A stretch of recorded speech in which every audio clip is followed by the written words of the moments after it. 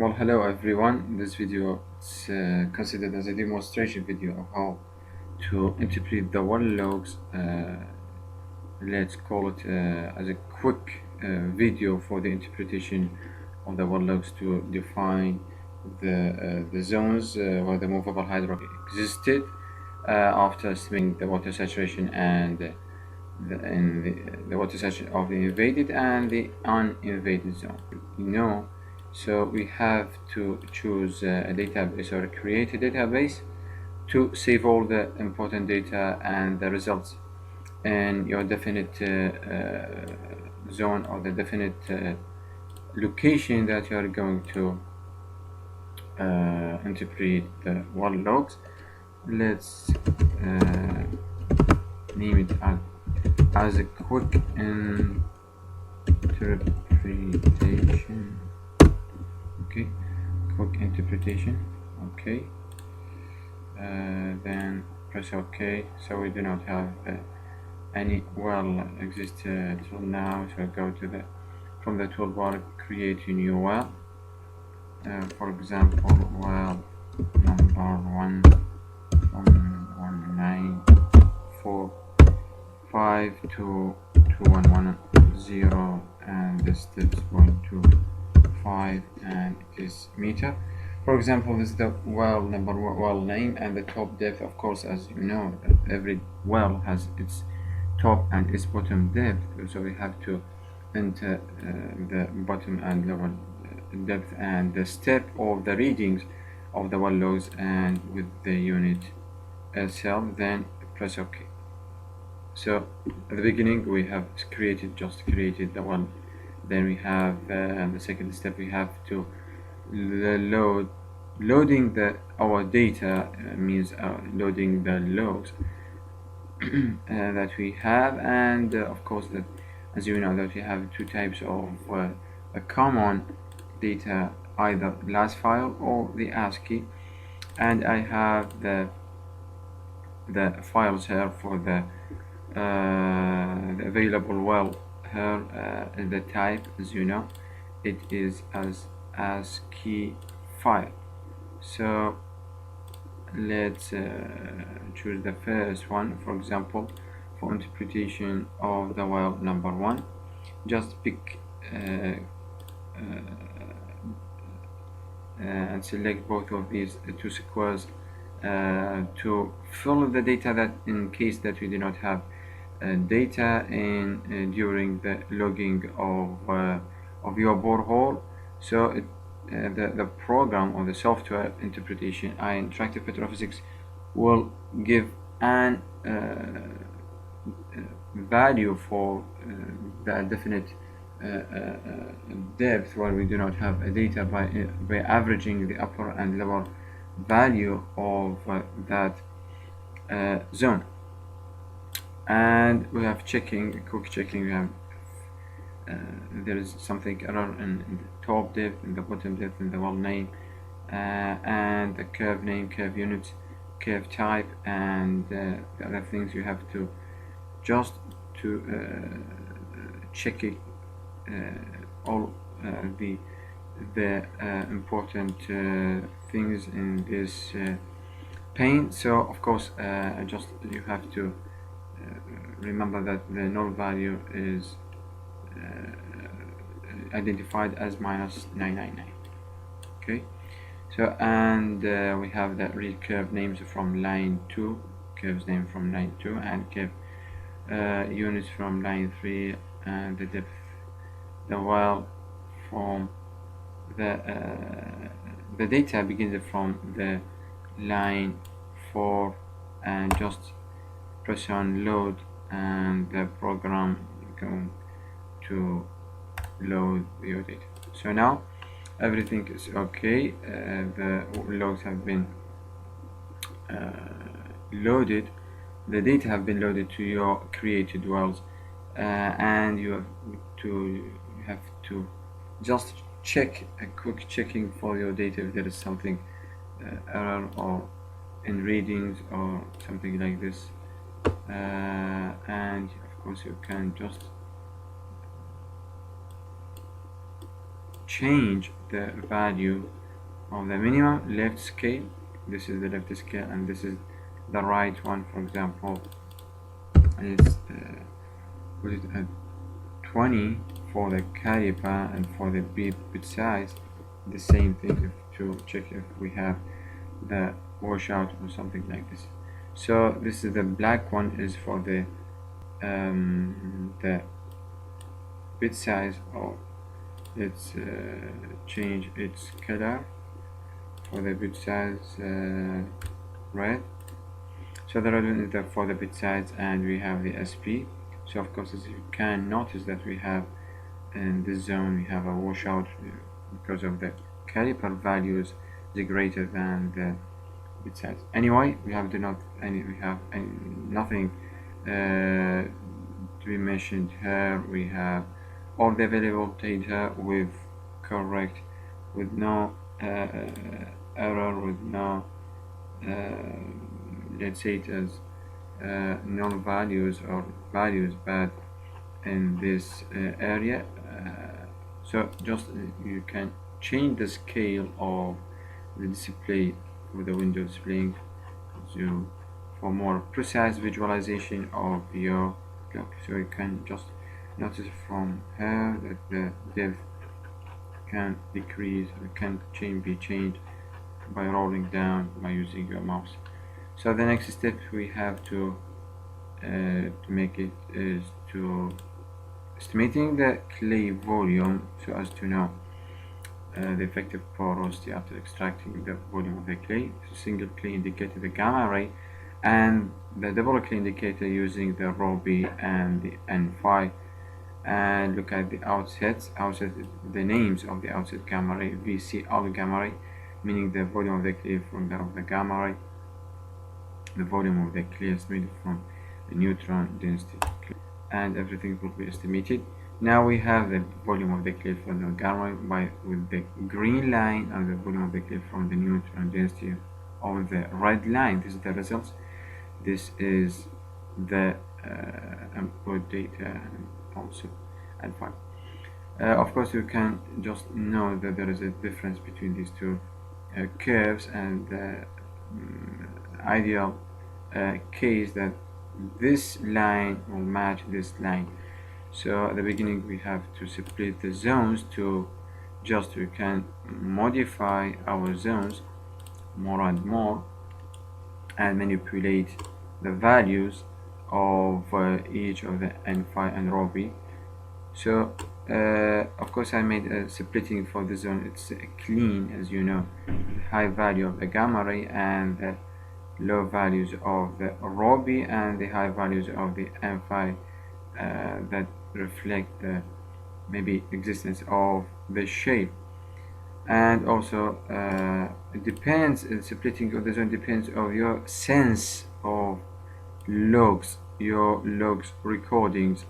So you can make another zone here, another one here, and another one here, and it depends, as I said, on your feelings towards your logs. So then the next step we have to just to identify the formation. As we know from the outside reports, we know that the formation is limestone, and we can just notice that we have three lines, hidden lines. This for the sandstone, for the limestone, for the dolomite, and most of the units, most of the points, of course, we have to select of the zone here, are concentrated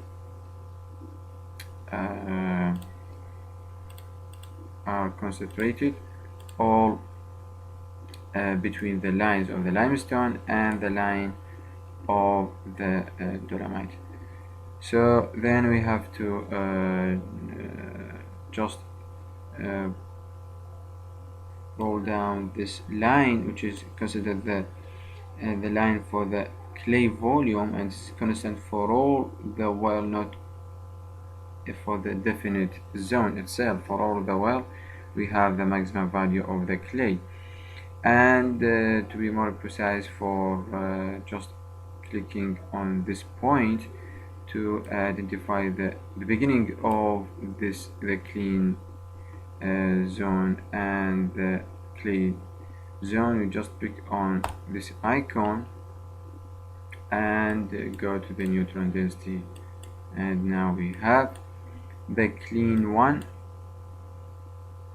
and this is the clean 1 point, clean 1, the point clean 2, and this is the clay point. So the clean one for the limestone is, you know, it's 2.71, and of course the neutron it's equal to 0 for the density, 2.71 for the neutron equal to 0. Just change slightly because we have just modified it previously. Okay, anyway, now we have to estimate or just modify the value of the clean zone for each zone, for the zone number 1, let's say it zone number 1, and just we have to the clay zone reduce to this value and to this let's say to the last points in the y-axis, and also for the other zones make the same thing again. Okay, now we have number 5, zone number 5, and zone number 6. Okay, and then you can just notice that there is maybe a good convergence between the clay volume estimated from the gamma ray and the clay volume from the neutron density. The next step is to enter the temperature gradient or make the temperature curve for this well. For we can just give 2 points, let's say at the surface with a cable calibration of 15.7 and the temperature about 70. It is 70 not use it 70 here, and at the top or the bottom of the well, and it is 185 for example in the degree of Fahrenheit, and just click on run to visualize this again. Use anything from the list and just click on the temperature. Look at the scale, it's important, and just click OK. Now the curve of the temperature has been created, so now you can use it.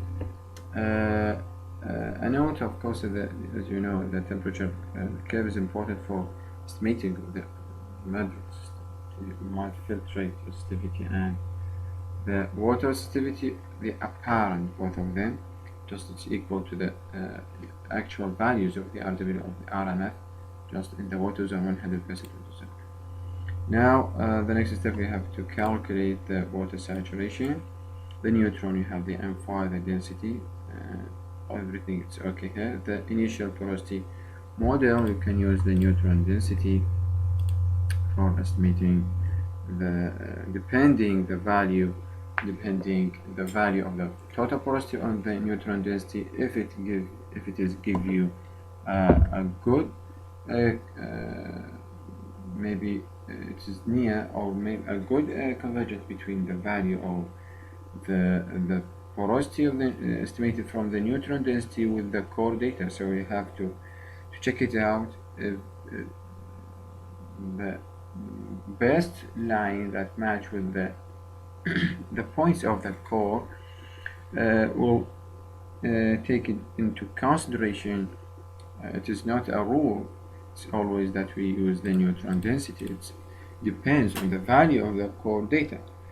For the common one is the neutron density, and we take it here, and the temperature is stated here, and we have to use the default saturation equation. It's up to you which equation you want to use, the water, Archie, Phi total, Simandex, or Indonesian, or Waxman Smiths. And you know we have many equations for the estimation of water saturation.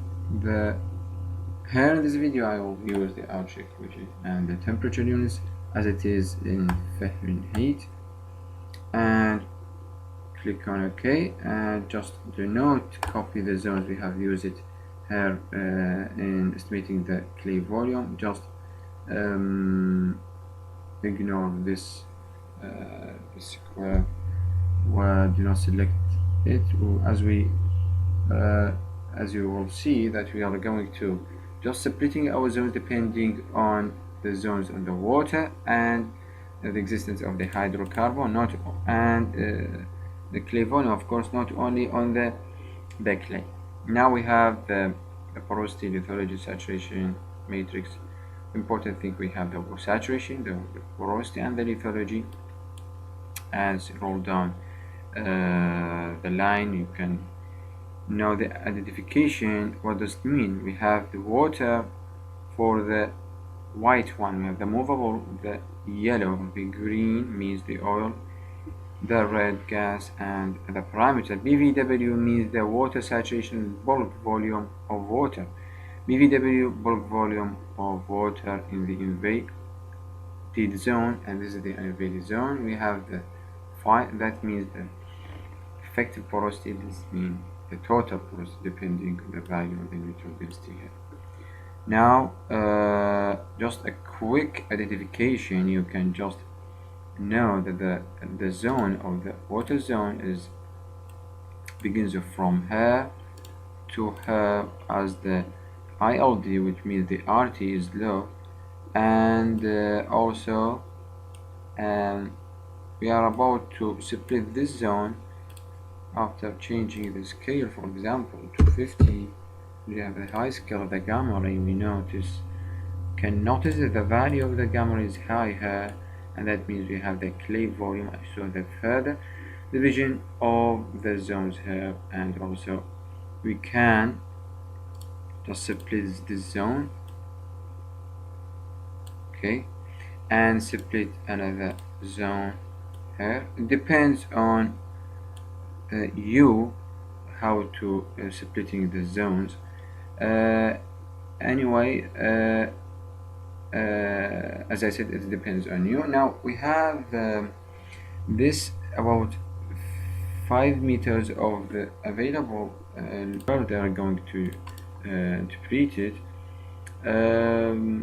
About 5 meters, the first 5 meters is considered as a caprock from the previous reports, or the outside reports. We have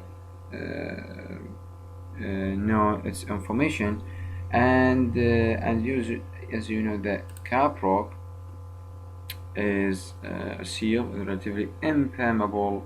Impermeable is the most important vocabulary here, important word. It's impermeable rock, where we have the caprock is considered as a barrier, as you see from the picture, where the water-filled reservoir is sealed or trapped from the gas and oil. So it's considered as a seal to trap or to accumulate the water, the hydrocarbon, the gas from the other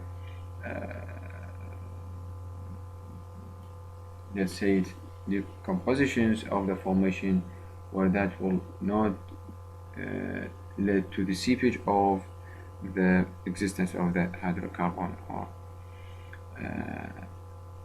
anything else.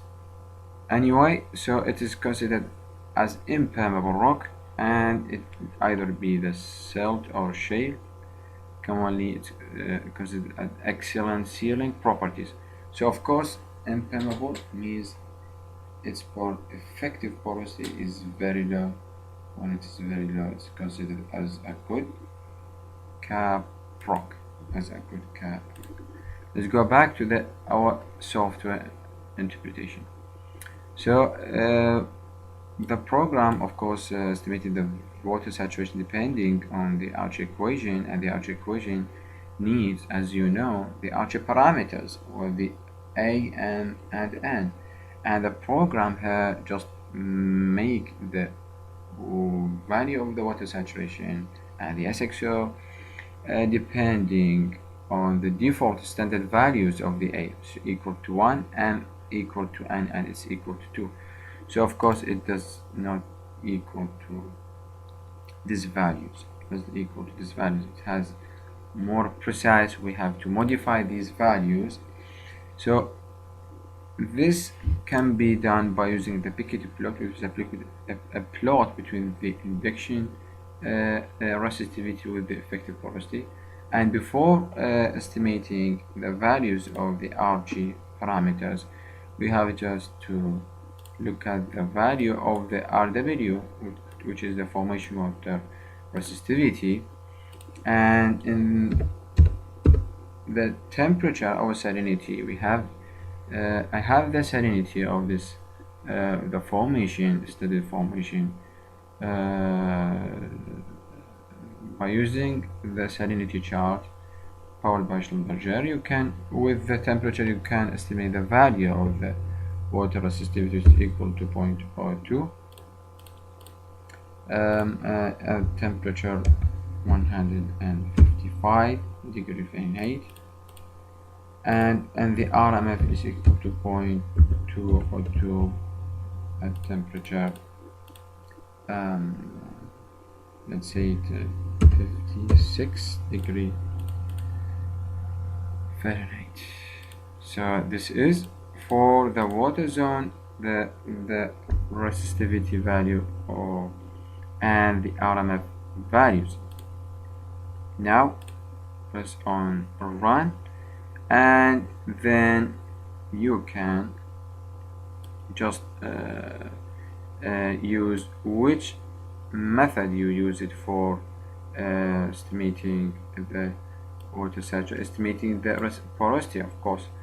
So in the zone 1, 2, 3, 4, 5, 6, all of these zones, we just take the neutron density, if you remember from the beginning of estimating the value of the water saturation and porosity, depending on the initial porosity model, which was neutron density. And you can manipulate with these by of course just click on it and use any one of these methods, and to be sure that if it is correct or not, you can just make comparison between the bit size and caliper,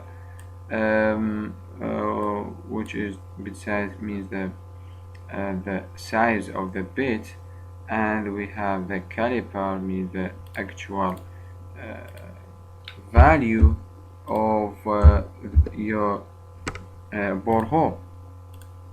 So you can just make a comparison and make a shading to know if there is a washout or there is you have, let's say it, we have a mud cake in the zone or not. Okay, so using this shading to do it and make it as a mud cake, and this is considered as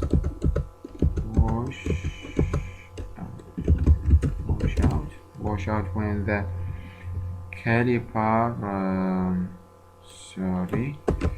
when the caliper is above the bit size, so we have the washout and vice versa. So you can just look at this zone. This considered as high value of of the caliper if it is compared with the value of the bit size. So we have the washout here, and the other, most of the other zones, we have the somewhat mud cake. So at this zone number 3, we are going to change the method to sonic, as the sonic doesn't affect by the bad hole condition, and give more precise values of the porosity and the Caprock also use it as the sonic, and we just use the sonic in these zones. The value, maybe if it is not, you are not satisfied with the value of the existence of the movable hydraulic, you can change it and repeat the estimation of the water saturation. And just by using the cross plot, let's go back to the Piketty plot. We know that the RW have the input RW is 0.02, RW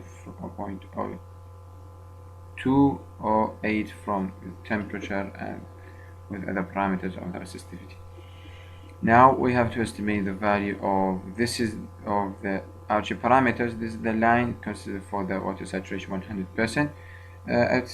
Piketty plot is applicable for 100% in the water zone actually, and clean, not only the water zone, the clean one.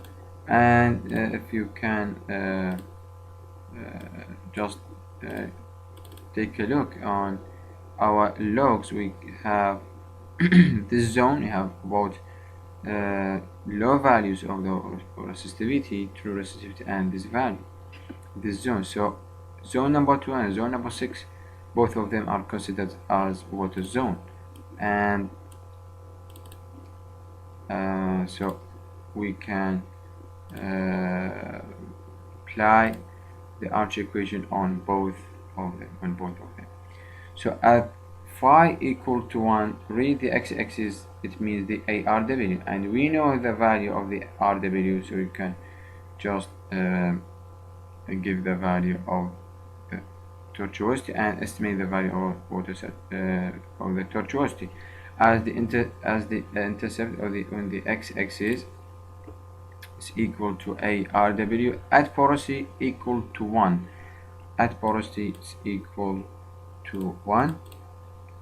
And just I'm going to reduce the scale or just make extension for the scale to make an extrapolation for this line to about phi 1, and then if something have changed, just go again and make it as 0.02. okay, and look at the slope, and the slope of this line, the straight line, is considered as the m value to somewhat here the slope of this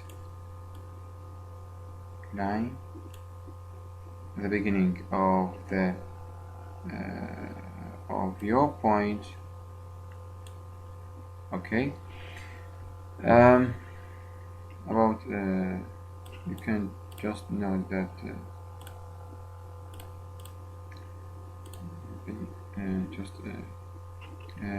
change, of course, we have changed the line, of course, the value of the RW, just make it as constant, because the Piketty plot is considered as a method for estimating not only the Archie parameters but also can be used for estimating the RW. The more precise, of course, method, we have the water analysis report, and from these reports, of course, I can know the value of the RW, so I will give it directly to the program and estimate the values of the Archie parameters. So as I said, it's 0.02 for this zone, and okay, so just extrapolate it to 1, okay, to 1, and it is, if you can see, it is about 0.092, and the x-axis at the bottom to the right look please at the bottom to the right. It is equal to 0.0199, and the RW from the bottom to the left of the screen, you can notice the RW is equal to 0.0197. So the A is equal to N, equal to 1 approximately, so you do not have to change it and remain the value of the tortuosity as it is. This is for estimating the value of the A. And as I said, that the M, it's considered as the slope of this line, and it's equal to 1.9. We have the value of the N, which can be estimated. This is the default value. This is not the estimated value of the saturation exponent. So I am going to change the plot to make the x-axis as the phi and the y-axis as the Archie, to estimate the value of the saturation exponent, which is equal to, which is called to N. Now change it, change the x-axis and the y-axis, and just pick to apply, and just focus on your working area, and look at the point to the upper points of this worksheet. We can notice that the values of the points make it like a straight line, These are the RT of the irreducible water saturation, where the values of the N, one of the methods used for estimating the value of the saturation exponent, is the point of the irreducible RT irreducible. So you can make a plot, right click, or make a line, sorry, create user line on these upper point, either by entering a formula or by using the mouse. I'm going to use a mouse to make this line. Look to this line here, drawing line. Approximately it's about no slope. It has no slope approximately, because all your line, your points, sorry, are the same slope. So we do not have let's say the slope is equal, approximately equal to we do not have any slope here. So just complete the line and click on the points, as you can see. So of course the y, it's considered the RT, and the x, this is the log porosity. Of course it is a logarithmic scale, and this, the value, is considered the intercept, and we have the intercept of the water saturation of the RW. As you know that you know you have the equation, and this is the slope of the line. As you know that the number that multiplied with the x-axis is considered as the slope. So we have the slope equal to 0.000, so we do not have any slope, of course, or you can just, of course, if it is not okay for you, just modify this value to have, but as you can see that your points are straightly at the same horizontally without a slope. So just leave it as it is, and so you can conclude that we have a slope, a very very low value. And to know the value of the saturation exponent, it can be estimated by subtracting the value of the m from this slope, where the n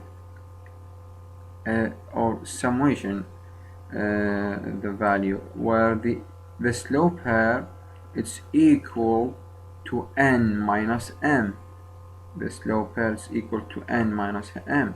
So we have the m, it's equal here, after estimating the m previously from the Beckett plot of phi and the ILD, we estimated the m is equal 1.9. so the n is equal to 1.9 plus this value, plus this value, plus this value, which approximately it is equal to 0.9 something, or you can just change it to 2, or approximately to be more accurate. Of course, we are going to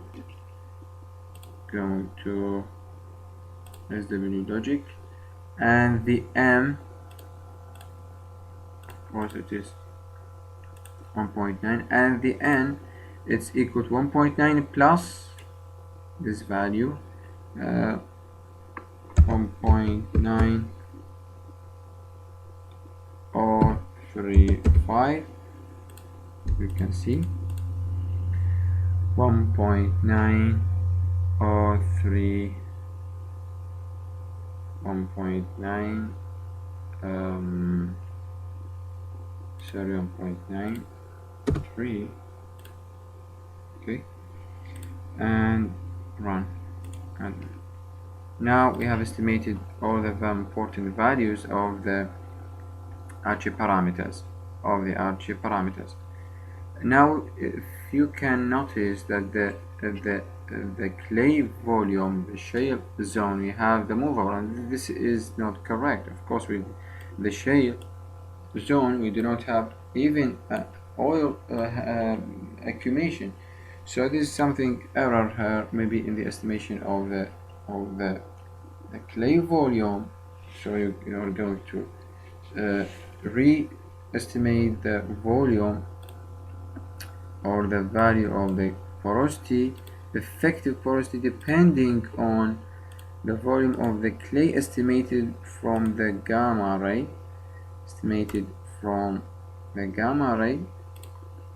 where we just, you can notice here that we do not have any movable hydrocarbon. So approximately all the important parameters here have been estimated. The value of the the value of the water, just check it out again. Value of the water resistivity, the value of the m and the a and other parameters. Finally, I'm going to just modify the lithology, and of course just by clicking on the upper one, and we have the shading. So now from the clay, you can just shade type, make it as a okay, and just type as a shade, and we have the left side of the shading, right side of shading. So left side of shading, it begins from 0, the left side, this is 0, to the value of the volume of the clay. So this is the volume of the clay, the total. So it is beginning from here to here, to shade these zones, okay. So we have the high value of this zone. Another one, you have to shade the porosity, and which begins from the porosity from the curve from the left to the right. So to the right we have to value begins from 0 to the left and with the 5. When you put a number here, we just leave it dashed without any curve. When you put a curve, we just do not put any value. So all the other parameters will be neglected here. We do not have silt in the carbonate in the limestone, so it's just a combination of the limestone and dolomite. So this is everything is here. Just we have to visualize the remaining part, where the remaining part is from the porosity to the value of the shale, which is considered as the matrix. It's considered as a matrix. As you know, we have the matrix, we have the porosity, and we have just matrix, and we have the shale, of course. So matrix is just between these two values, okay, and okay, you can just modify these things. So it depends on your professionality with this program. And so this is the three important things that you have to do it, and just to modify the lithology of your zone. So we have the shale, okay, we have the matrix, and we have the porosity. This is the porous part of the formation, this is the matrix part, and this is the clay part. Now also we have about the porosity, we have just you can of the water saturation, sorry, we have the saturation and the invaded or the uninvaded zone. So the value is the SW, not the SWU. In focus, which we have use it is the SW and the SX of values. Cannot the high value of the SX or here, and just if you do not pick the SX or here, what will happen for the SW? Look at the SW, it's just above the SW, above the SW of the invaded of the uninvaded zone. So we do not have a movable hydrocarbon here, and it is considered just a water zone. We have a difference here between the SXO and the SW, so we can notice that there is a movable, where there is a difference between the SW and the SXO, and so on for the other parts of the well, and maybe this is the most important thing that I want to mention here in this video. Of course, there is another thing. You can just name your values or your zones, any thing you name your zones as a definite zone, and this is maybe caprock, for example, and this is considered as a water one, and this is, of course, it depends on the name of the zone or the name of the formation that you are dealing with. So the hydrocarbon one, we do not have the name of the the name of the fields or of the formation that we are interpret the values of the logs. So I'm going to type it as the hydrocarbon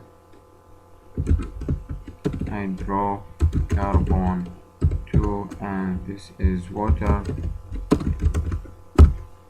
2 as it is, and of course you can also visualize the values of or the names of the water, sorry, the names of